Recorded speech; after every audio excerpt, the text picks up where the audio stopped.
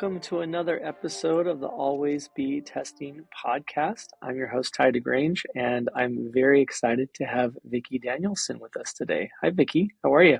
Hello, good morning. I'm good, thank you. Thanks for having me. Absolutely. Sunny Florida. From sunny Florida. I'm not going to tell you all about it, but it's pretty epic.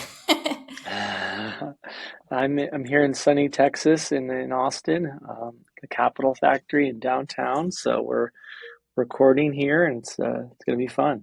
Let's jump in. Nice. Yeah, Vikki's been an amazing collaborator, partner, a great mind in the affiliate and performance marketing space, and certainly one in connected TV. So I think this is going to be a great episode to dive into all things connected TV, learn about Vikki's experience, and yeah, excited to hear some of your perspective, Vikki. I know, right? Who thought that we'd ever be talking about connected TV under the affiliate or performance marketing umbrella? It's pretty wild. I know, amazing. It's kind of cool and a testament to our little channel known as affiliate. It just It keeps is. delivering. It just keeps on delivering. That's right. Exactly right. Maybe to kick off, like, how did you get into affiliate marketing and performance marketing? I always love to hear people's stories when I ask the same question. But for me, I grew up and was born in England, London. You can probably hear that. And my first foray into marketing after studying marketing at university was a job in e-learning software. How boring can you get? It was all around content management, and I looked after a lot of the European like events and marketing. And I was just at my desk one day thinking, this can't be it for life. Like, I was the youngest by about 30 years in the industry. And it was very obvious that I was not in my place. And I actually had a friend in affiliate marketing who introduced me to Commission Junction that was based in Putney back in the day. So went for an interview and I've not ever looked back since. I've absolutely loved it. So like a lot of people in our industry, early days start was CJ. Yeah, that's amazing. I think we would share that similar experience. W- What was it that kind of got you hooked? What did you like about it? What kept you in it?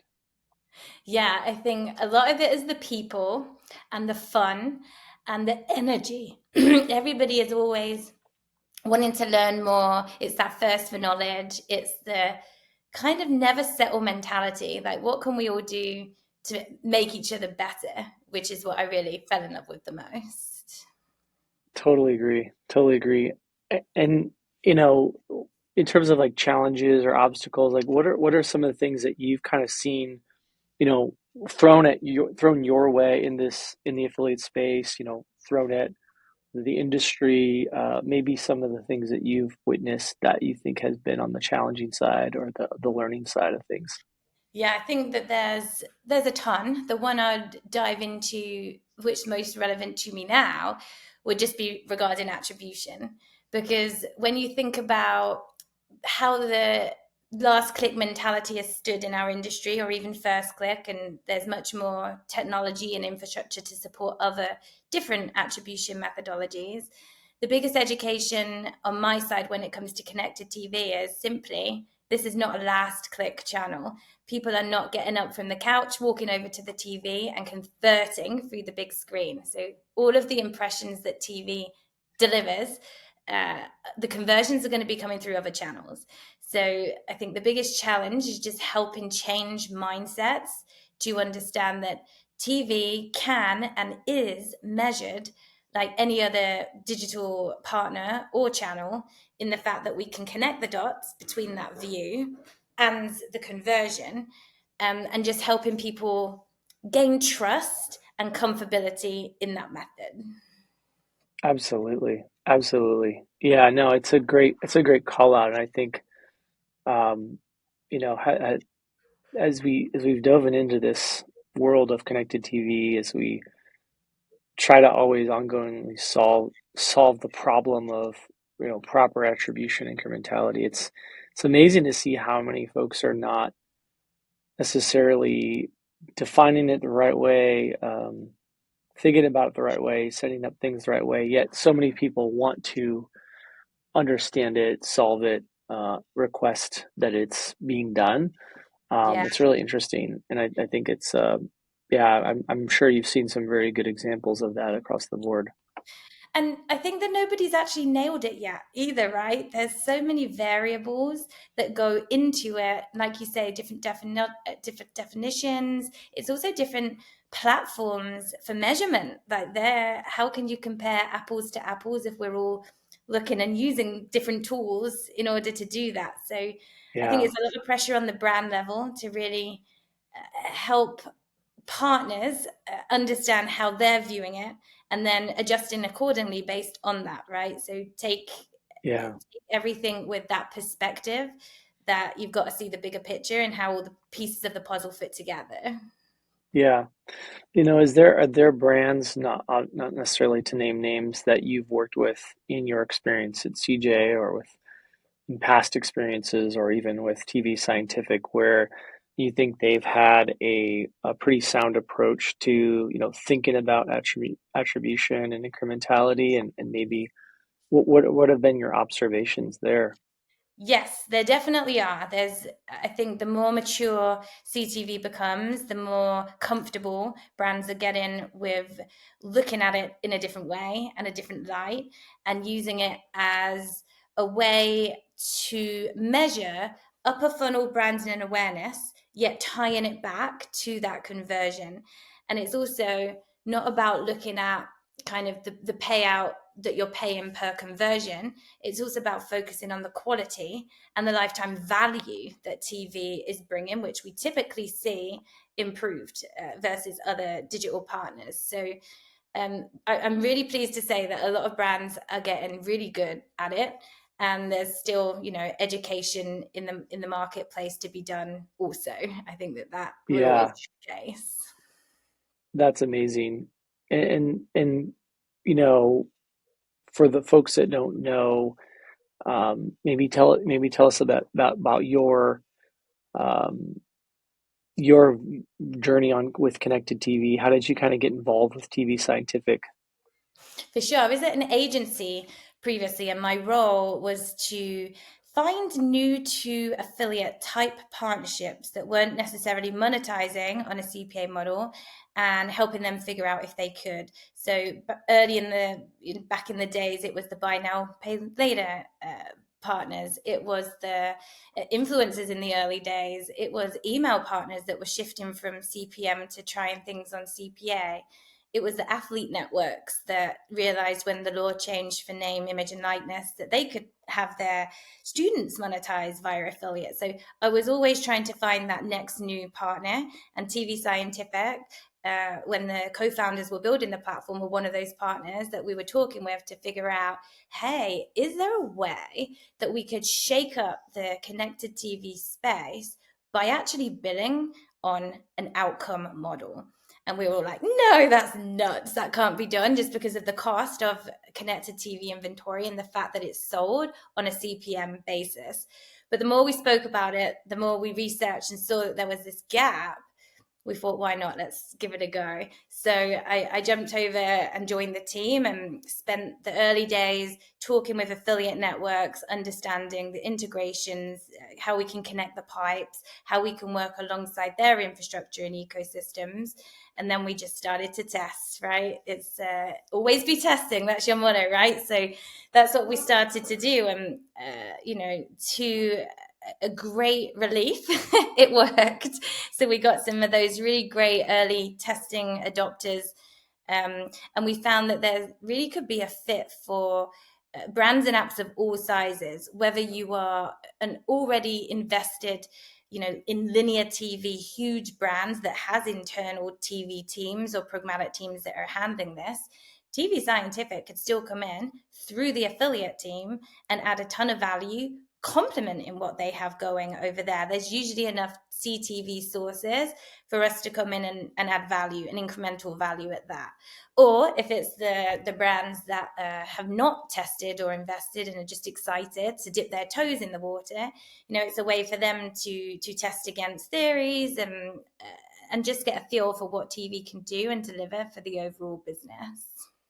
That's awesome. And what kind of where have you seen that kind of fit line up for brands that are opting into that, great opportunity to think about buying connected TV on a CPA?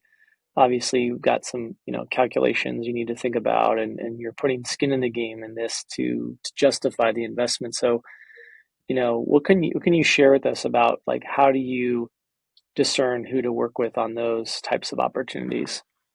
I can share the stress and sleepless nights that we've had in figuring out this matrix, right? And I know it's no pun intended, it really is scientific. So in Hmm. the early days, we had to kiss a lot of brands where we found that we were spending more in media than we were seeing in conversions, and had to get the little Hmm. violins out and go back and say, oh, this isn't what we wanted to see.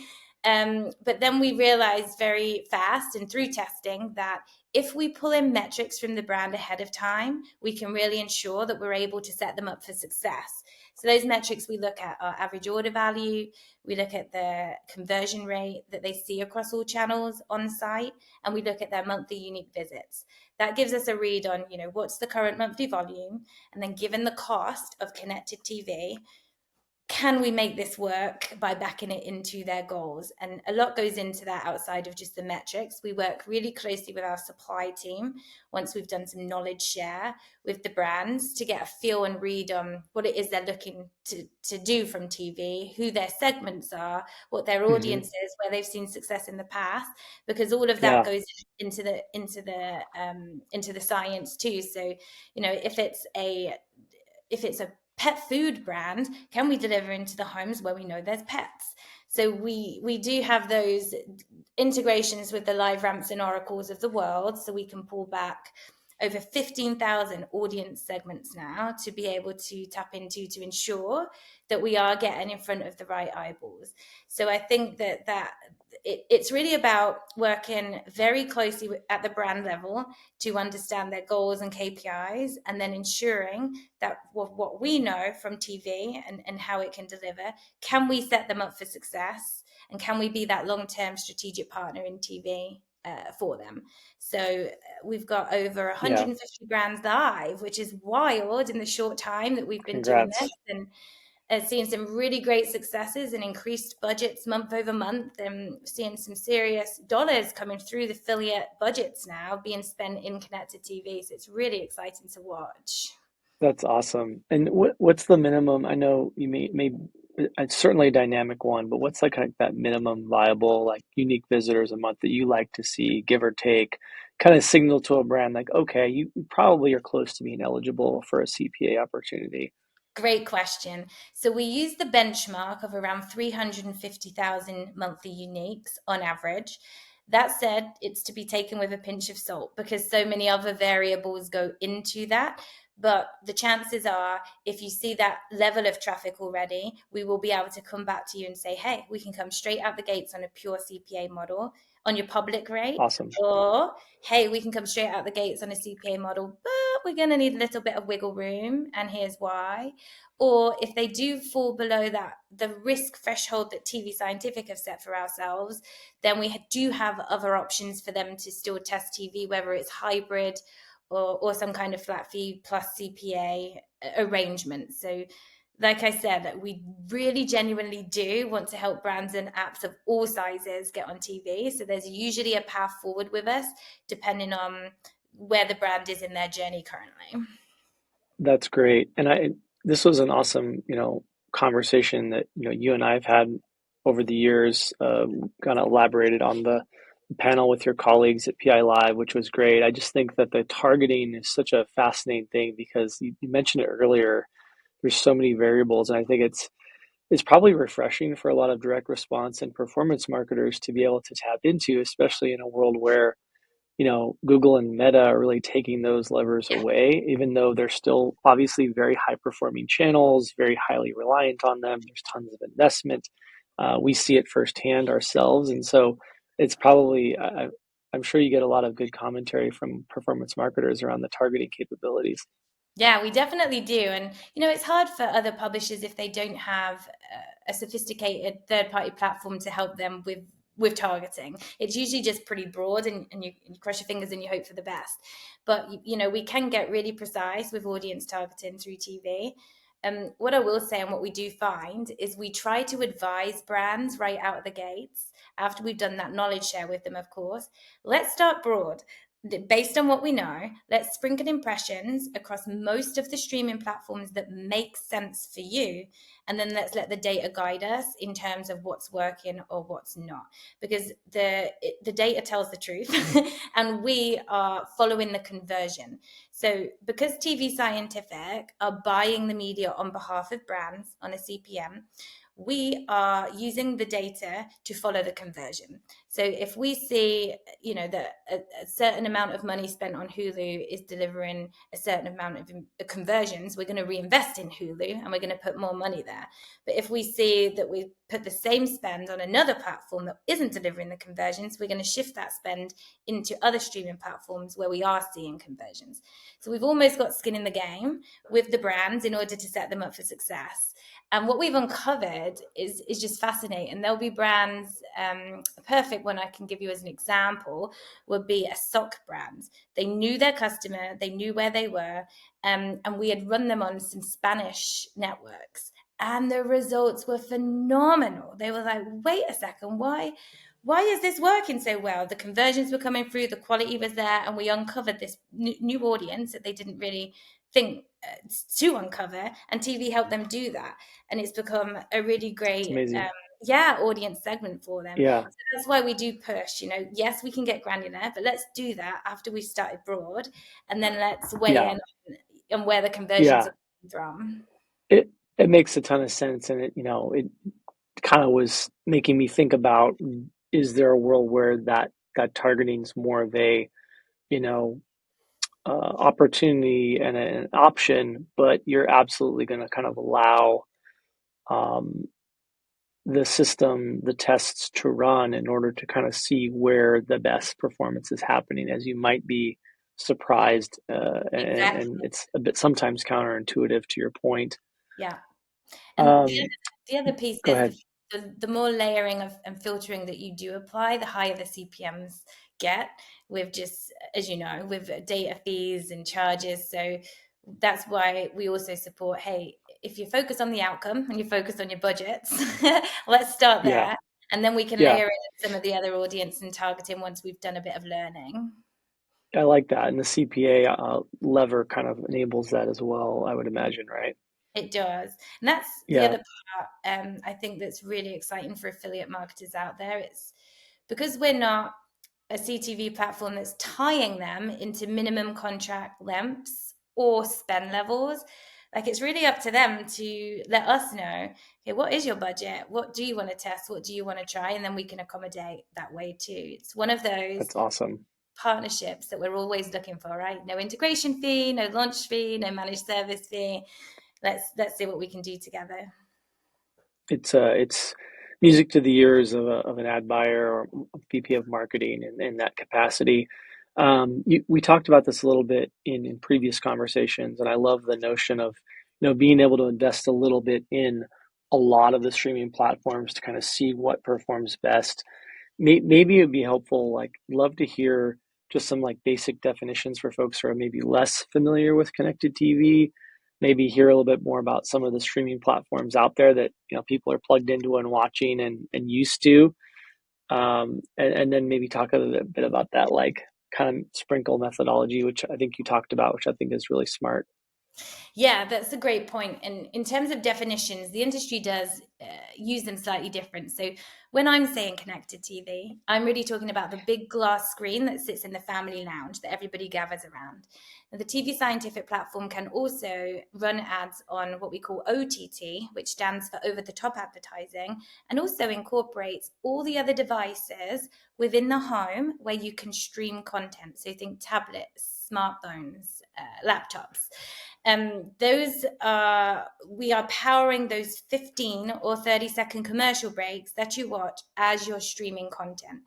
And when it comes to supply, the TV Scientific platform touches 95% of all AVOD streaming apps.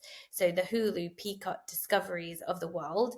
We can actually supply you, it's very transparent with our full publisher list. So you can take a look. We're not hiding behind sub IDs. You'll actually be able to log in and see, oh, it was Hulu that got this many impressions and we saw this many sales. And then, it's like a table from there. We can also show you results on A/B testing with creative by geo. There's so much TV data that you're going to get access to outside of that. We have a supply team in-house that does one-on-one deals across all of our publishers. They're either programmatic guarantee or private marketplace. So really high quality inventory. We're not buying anything on the open market. So it's really unique. And the other piece is NBC Universal are a strategic partner and investor in TV Scientific. So across their ad-supported platforms, we are getting preferential rates and early access, which also helps us to work with them to provide the best outcome for the brand. And that's why we do have a bit more wiggle room there in order to offer connected TV on an outcome-based That's model. awesome. That's amazing. It's a great way to phrase that and lay that out for folks. You kind of go through the definitions and the methodology and the why and all the great streaming platform options and the visibility folks have. When brands, I'd love to hear kind of just some of the you know, shining moments or aha moments for you where you're like, oh my gosh, this worked just swimmingly well for particular brands. And I'm sure folks would be curious about that. Like how good could it be for certain use cases, for certain campaigns?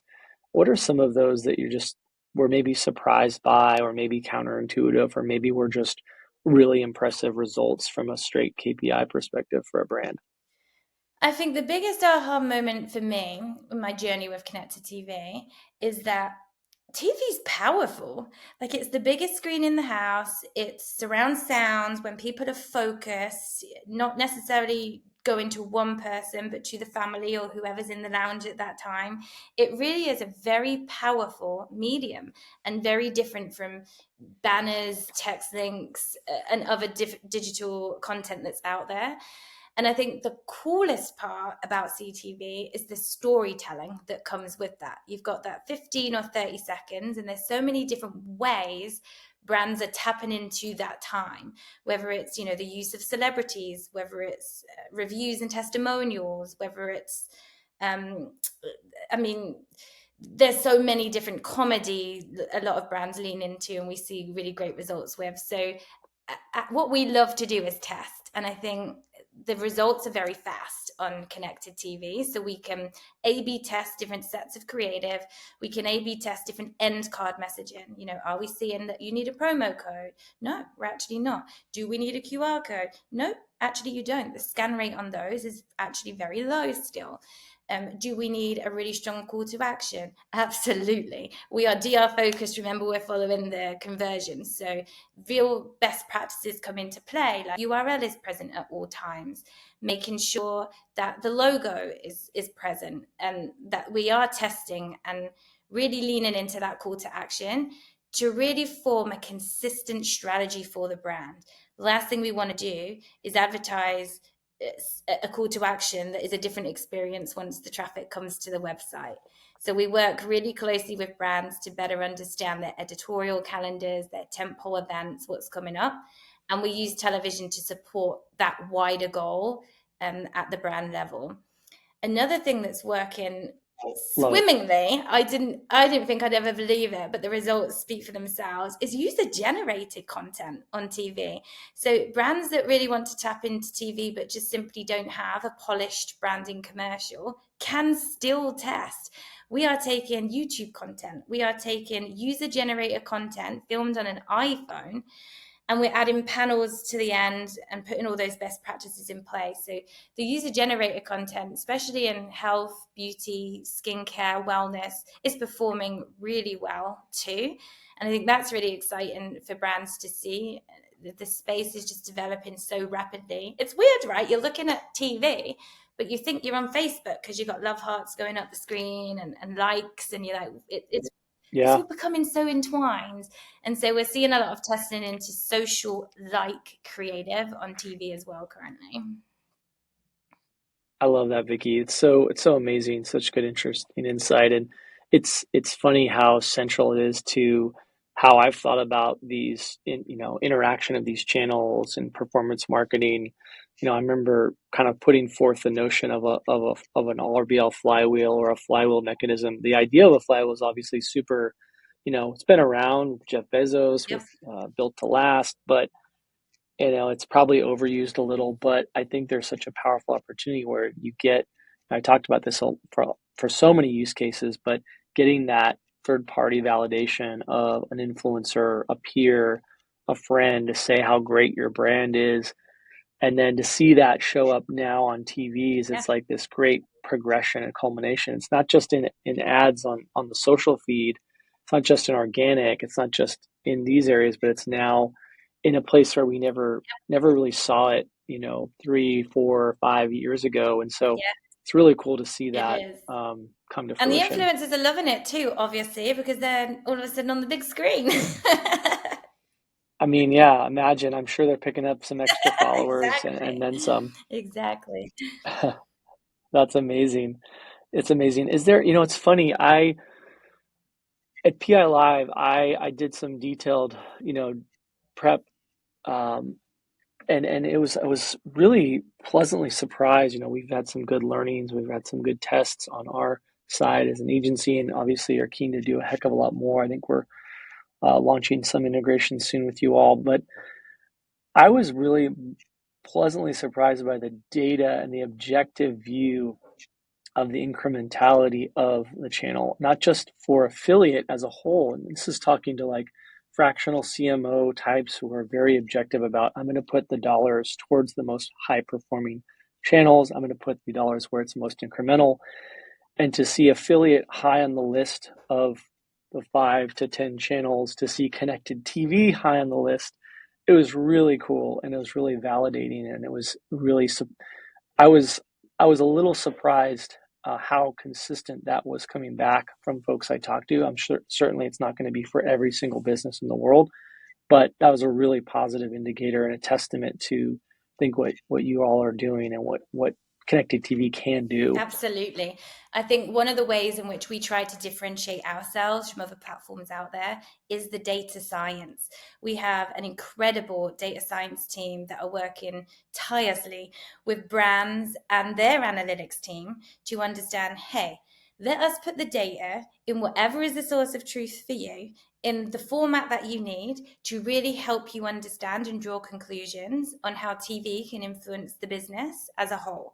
And we also have different methodologies and studies that we use to help showcase this is value add. This partnership is adding value. And we let the data do that for us. So whether it's looking at a basic traffic spike. So once the ad is aired, up to a 2 hour period, broken down by minute, how many site visits did come, after that ad aired? That tells a story in itself. We can also work with brands and what we call the fancier integrations, whereby they would pass us back the last touch, which we can report on. So we can show right down to the timestamp log level now. When was the impression delivered? When was the conversion happening? And where did that last touch come through? So we've actually got what we call the Halo analysis report that's going to show you how the channels that you're running were impacted once you added TV Scientific to the mix. And what we typically see in is that the conversion rate improves across other channels. Of course, it's going to. You're going to see more searches once you've added that, Yeah. branding and element campaign in. And then lastly, Yeah. we get even more so into the weeds with a holdout group. So once we've done that knowledge share with brands, we're going to be bidding and exposing users to their ad. But for the bids that we lose, we do create a synthetic hold group. So we're left with the two groups, the folks that saw the ad, the folks that didn't see the ad, yet we can still measure what happens to the outcome as a result to really show, is it TV that's Amazing. pushing them over the finish line to convert? And all of those studies and methodologies and reports are shared with brands on a CPA model. Now, of course, we always advise that they're directional. Let's use the data. Let's look at timestamps. Let's fit it into your analytics. Yep. And Yep. on a paid engagement, we can also do PSA studies, which is where we would show a public service announcement instead of their ads with a portion of the budget, and we do those all day long with brands too. So our goal really is to show this is incremental value add partnership that can really help you grow. Yeah, you had me at holdout test and using the PSA ad. Yeah, I just it's scientific, and it works to kind of show that validity, and that is there causality there? Is there some higher confidence correlation that we can look at in terms of the incrementality? And I think it's such a great way of thinking about it. So commendable. And it's I think oftentimes people on the sidelines, or folks wanting to run tests, or folks that have run tests, I think it's also an investment in time and money. And I think that it's an important reminder of like, you have to think through, is it really worth, what are the trade-offs to that? And I think sometimes, getting that pricing dialed in, getting that broad performance dialed in might actually prove out to be, a better play sometimes, which is counterintuitive, because there's like, that you always want to test, you always want to be scientific, you always want to make sure that it's incremental, but you have to also balance that with the macroeconomics of your budget and your timeline and other factors, and like you said, their own internal attribution model and they're using. yeah. So, it doesn't have to be uber complex. I think we want to make sure that, perfect is not the enemy of the good, but I really commend how you are thinking about it, and to run those holdout tests. It shows a level of confidence that is, I think, signals just great things to the market and to the Yeah, client. it's so true. And it's so important because it's been tough in the past to measure TV. Like, there hasn't really been an accurate way to do it without that delay. And then, of course, there's the post purchase surveys. And we all know the accuracy there isn't always 100%. So we finally now got the technology and the platform that can connect the dots between that impression delivered and the conversion made, and then help you see the full journey and the interaction with other channels too, based right down to the order ID. So it's so cool. I love it. And lots of brands Yeah, are really buying into it as well now. They're seeing the early that's amazing. results. That's amazing. And I mean, I are you seeing folks that are running the holdout tests have a good read on, hey, these are actually driving value and creating action from We users? are. And it's also helping us to secure more budgets too, because once they get that validation on their side, we can only provide the data in terms of what we see and what they're sharing with us. But once we do get that feedback from the brand that they're happy with the results, that is when we put our foot on the gas and we really go for that scale and volume play. The whole CPA engagement really is working closely with the brand, and it's a balance. We really do the crawl, walk, run approach, where we start slow, we start steady, we spend Yeah, this much on media, we get a read on how many conversions it's going to drive, and then once we've got that validation from brands that what we're saying is accurate internally on their reports too, that is when we start to unlock real amazing campaigns, and really start to grow with our yeah, brands. So we're yeah, not just a vendor, we're a partner. We're working with them to unlock and uncover and really figure TV out. yeah. I love it. For brands that have kind of figured it out and started to go into that scale mode, obviously we talked about, minimum spends a little bit on the panel at PL Live, but like for brands that are really invested in the channel and spending more, like what kind of the upper band spends are you seeing on a per month basis? Great question. We've got brands spending more than $500,000 a month with us right now through affiliate budgets, which I never thought I'd say. But it's incredible to see because, like I said, they're seeing the validation, and they're seeing that it Yeah, works. So, typically when brands are starting out, we get anywhere from 30 to 60K. Remember, this is CPA commissions too. This isn't, flat yeah, placement budgets. And yeah, then once they start to get comfortable, we're out of that initial testing phase. The first 30 days has passed. We've got validation of the data. We then go more into that exploration phase where we do some more of the A/B testing. We introduce new supply, audience segments. And then once we figured out that sweet spot, that's when we can really go into the volume and scale play, I would say. So it's definitely an That's evolution. awesome. But like I say, we're seeing some really great numbers coming through and results. That's great. And what kind of return are you seeing? Not necessarily, exact, but just curious, like what are some of the types of returns that you're seeing on some of those bigger It's spends? actually, we're doing a full deep dive on that currently. I'd love to be able to say, you typically see between 5 and 15% incremental uplift. We haven't Yeah, got that range currently because it's across so many different verticals and there's so many variables at play, not just creative, yeah, but how invested the brands are in other channels, budget sizes, any filtering segments. So we're trying to the geeks, the data science geeks right now behind the scenes are working yeah, for us to be able to come to market and be like, these are the benchmarks, these are the numbers. They're deep in yeah, the weeds, in those totally, insights. Now we've got enough data behind us to really be able to shout from the totally. rooftops. That's amazing. I love to hear that. I'm sure that a lot of the brands that are, getting into that 100, 200, 300, 400, 500,000 a month spend is pretty, imagine they're seeing some return on ad Yeah. spend and some serious validation. So that's And fantastic to it's hear. helping them to diversify the mix too, like let's get out of those typical social platforms that everybody's spending and we're all seeing rising customer acquisition costs on. And that diversification is really important to brands too, because putting all your eggs in one basket can go Yeah. horribly wrong. Yeah. Amazing. Amazing. I love it. Well, let's switch gears a little and hear a little bit more about Vicky and all the good things that you're up to. Maybe sharing with the audience a little bit more about, what was a moment in your career you felt was kind of a sliding doors moment to channel our friend Gwyneth Paltrow a little, the kind of those life-changing career moments where you could have gone one way, you ended up going another, and you kind of learned something through that as we keep the theme of learnings going. What is one of those that you may have experienced in your career that you want to Ooh, share? good question.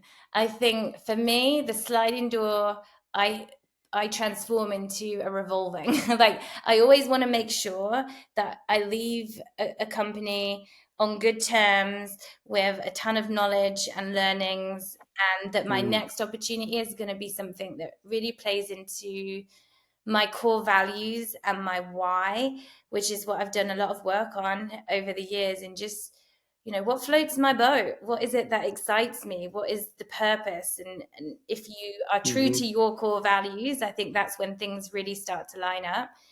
And I feel Well right said. into that quadrant of challenge the status quo.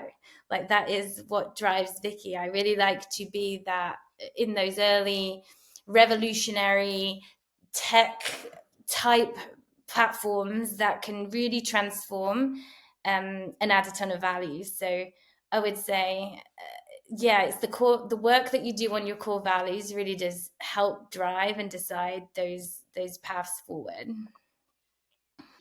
That's great. I couldn't agree more, and love to see that you're on the emerging frontier of something new. I can absolutely appreciate, identify, and agree with that sentiment. Well said. Yeah, it's the fun Um, stuff. It is. It is. It's a little bit of the trailblazer.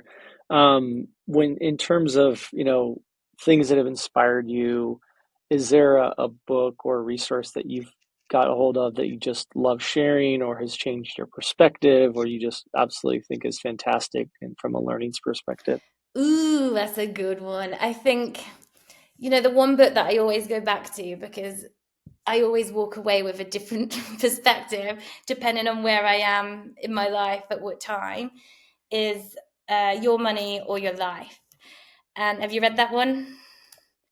No. It's talks to the fact that we trade time for money, and most people trade a lifetime away, and it's because of our limited wants, right? So it's that balance between are they really wants? Do I go for the life experiences moreover and limit the wants? And I think I've always tried to be that fly by the seat of my pants. In my mid 30s, I quit my job, I put a bag on my back, and I traveled the world, and I was all about life experiences, and I would want to live off the Nice. beans of the land, and like just live life. But then that all changes when children come along. It's like, I got two little girls now. They're 7 and 8, and I'm like, oh man, I can't feed them the beans off the land. So yeah, that's always one that I Love come it. back to, and it's going to be interesting how that changes over time too. Once I'm already asking them when they're going to get a job and start contributing. Any time now. Come Anytime on. you want. That's amazing. I love it. It's parenthood definitely drastically changes your perspective as the self changes to It them does. and to so many other things. It's a So tough one, I isn't love it? that. It's a It's tough so one. I'm great. sure we all toy Yeah. with. Yeah, it's couldn't be anything better, I think. Love that. What's an item that you, speaking of wants and desires, what's a item that you've purchased that you just are raving about, can't live without, that you want to share? Oh my gosh, this one. Oh, this is such good timing because I am obsessed, absolutely obsessed with this new find. I have that blood type that the mosquitoes flock to. Like I could be sat in a group when nobody gets bites, and I've got 70. So it's one of those Same, awful things. And I same live in problem. Florida, so you can imagine. I'm like, why? And then one of the mums at school told me about this little device. It's $13. You can buy it on Amazon. It's called Bug Bite Thing. Very creative, I know. Bug Bite Thing. Look it up. And it's a little suction tool that once you are bitten, it sucks out the bite and it stops itching. It's like a dream. It's an actual dream that works. Forget the lotions, forget the preventative stuff. Just get bit and use Bug Bite Thing. I am so all about this. I have the same problem, literally as we speak. Yeah, Like it's the it's worst. warm. I'm gonna send It's you getting one. hotter in Austin, I am gonna Texas. send you I one. love I it. am. You get them in packs of three. It's just they're the best invention ever, and they Enter work. enter code Vikki at checkout Yes. to get 20% off. Watch out! I'm gonna have a commercial on TV real soon. Link in bio. This is an ad. We want to keep our FTC compliance in check, which is always good. Yeah, I love it. That's amazing. yeah. That's amazing. What's something fun or silly or different, that maybe folks don't know about you that you want to share with the audience? Ooh, I'll go with different. And I always get this one in the two truths and a lie. I have a fake right knee. Which No. surprises a lot of people. Yeah, I was a tomboy. I have one older brother. There's 18 months between us. Always following him up the trees, over the fences, over walls. And I took a tumble when I was 8 and I shattered my kneecap. I fell off of a brick wall and my knee hit the Oh, wall on the way down and oh, then a concrete knock on the floor. So it was two big concrete knocks that shattered my ooh, so long story short, uh, it doesn't stop me doing anything, which is amazing. I have to go get that's it checked nice. on, but I still snowboard, run, dance. So I'm very, very, very, very lucky. But yeah, that one always shocks That's people. cool. Yeah. Does it go off when you The go through like airport. a metal detector or for Sometimes. that's so okay. Wow, that's I'll have to crazy. show you You next time you I were see adventurous you. then, adventurous Yeah, now. I'll definitely show you the next time I see you. Absolutely. Absolutely. This has been so amazing. You've just jam-packed of information, awesome learnings, and your direct performance of connected TV with clients, with your career, with your life. And so I'm just grateful for the time and always a pleasure talking to you, Vikki. It's always a fun, informative conversation. I think this is going to be a great one. Where can folks find you that want to learn more about Vikki, and with Connected TV, the stuff that you're doing with TV Scientific? I think the easiest way to find me would be on LinkedIn. I'm Vikki Danielson. Weird spelling of Vikki. It's Vikki, and then Danielson, like the Karate Kid. And if you need to reach out and have me run any projections for you, metrics, look at your creative, advise on any best practices, you can reach me at Vikki@tvscientific.com. Amazing. I now have the Karate Kid in my mind, and I won't probably think about it for the next few minutes. I love it. And your son. What a great sign off. Well, thank you so much, and we will talk soon. Thanks, Yeah. Vikki. Bye bye.